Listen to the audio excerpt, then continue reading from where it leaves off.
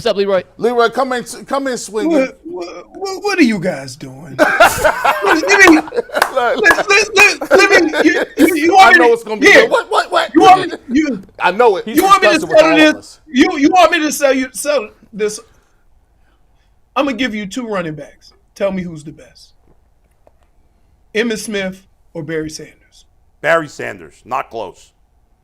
Okay. Barry Sanders. I agree. Emmitt Smith has the most yards in this league ever. He had all the pieces around him. You have okay.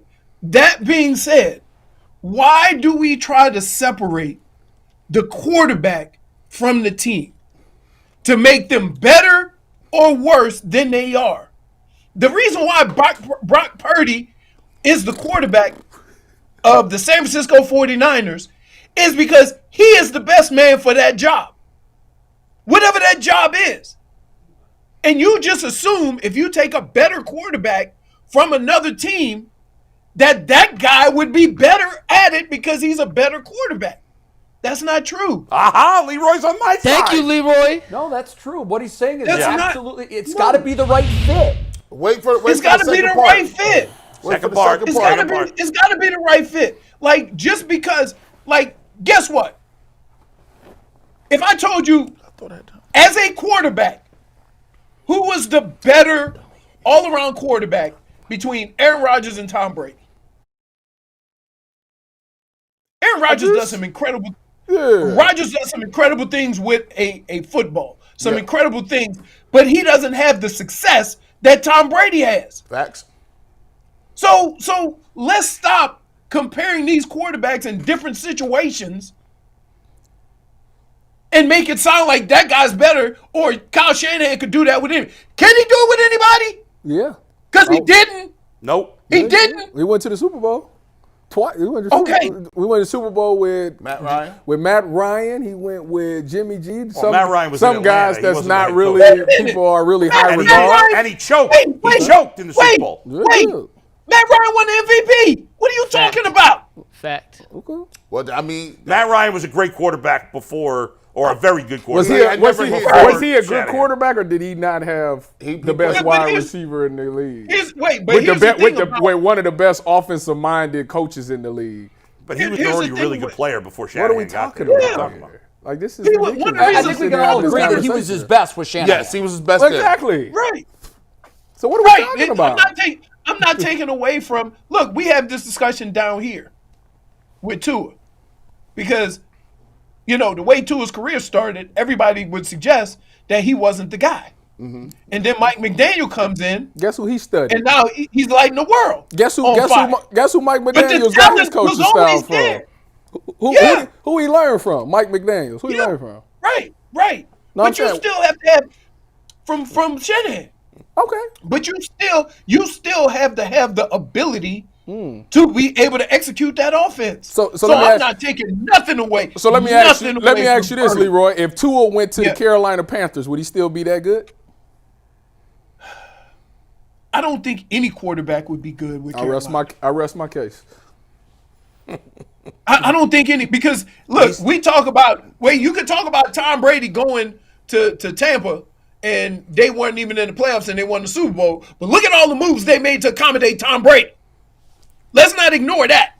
What moves were those? They already had the receivers. I'm done. Look at all the players they signed. When Tom Brady came in, look at all the players they signed. I don't remember who to they just signed. make that team go. I don't remember who they added. They revamped the offensive line and they brought in a couple guys on defense. They didn't just plug and play Tom Brady. That's the way y'all making it sound. Well, y'all making it sound like, okay, pieces though were there. They didn't have a running game when they won with Brady, and they had Evans and they had Godwin. No, they had Corey Dillon one year. They added Corey Dillon. But Corey Dillon didn't tear the league up. I mean, he had a huge year for New England. The year they won the Super Bowl? I can't remember. It's so many years ago. I was brought in. Rodney Harrison was brought in. I'm talking about no.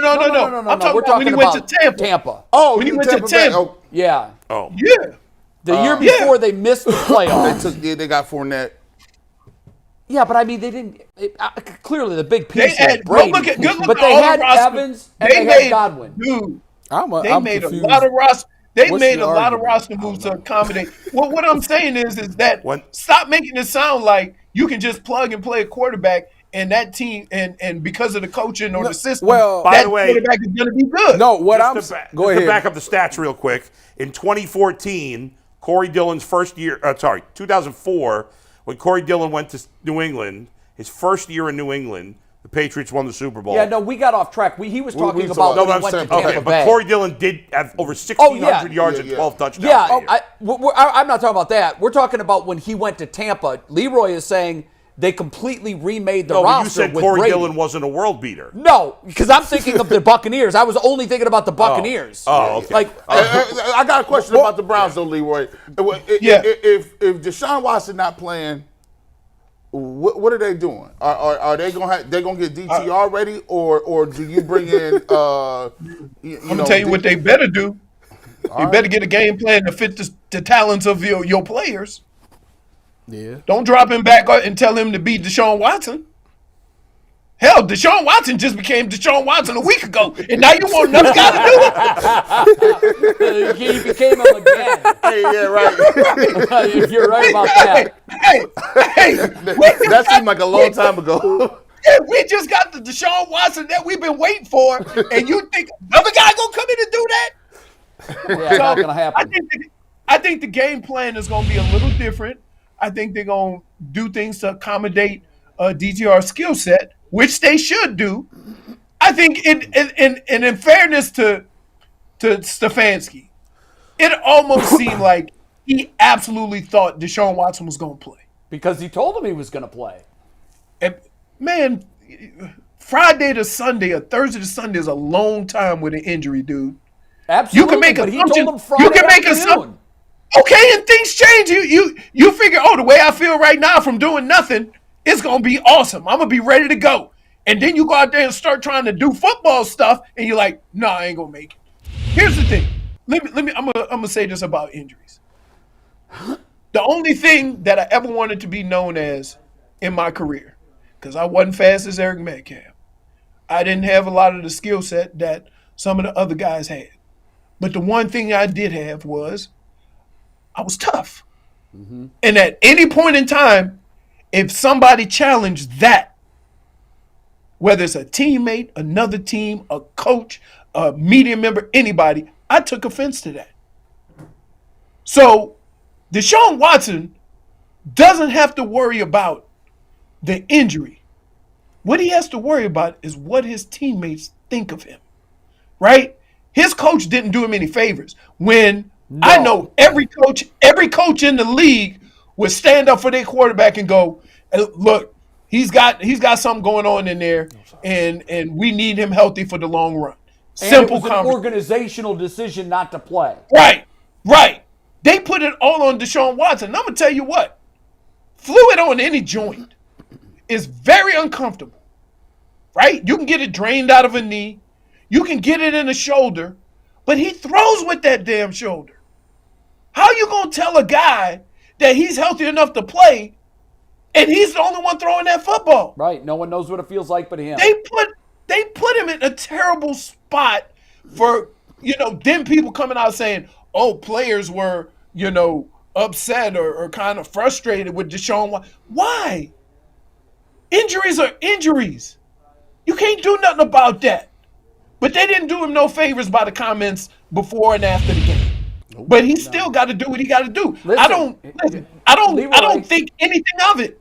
His general manager didn't do any favors either. He said he played. But last Wednesday, he emphatically stated he's going to play against San Francisco. I mean, how can he make that same mistake twice? Right.